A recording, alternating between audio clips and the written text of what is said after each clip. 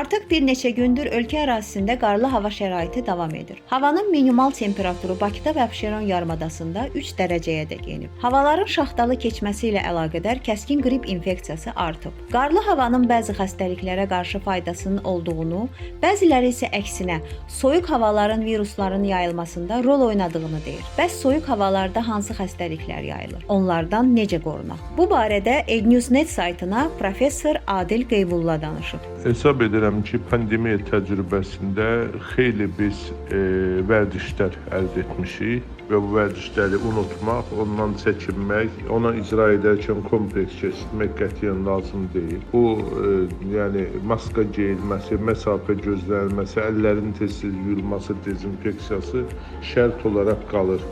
Bayıra çıxan şəxs evə daxil oldu, əllərini yumağı məsləhətdir. Bayıra çıxanda yaxşı olar ki, maska gəzdirilmə, çünki infeksiya hər yerdə var. Siz mağazaya gedirsiniz, apteka, digər yerlərə, qapalı məkana daxil olursunuz ki, orada bir nəfər xəstə adam askırırsa, həmin viruslar ətrafa yayıla bilir.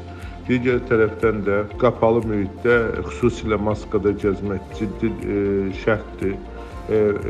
Bundan başqa mümkün qədər əgər hansısa diskomfort varsa, yuxarı tənəffüs yollarını qıcıqlanma, askırma, öskürmə və s. digər əlamət temperatura varsa, o zaman yaxşı olar ki, ümumiyyətlə bayıra çıxmamaq, yataq rejiminə keçmək.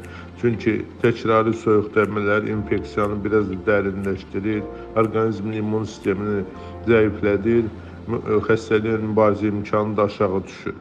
Bütün bunlar nəzərə alınmalıdır.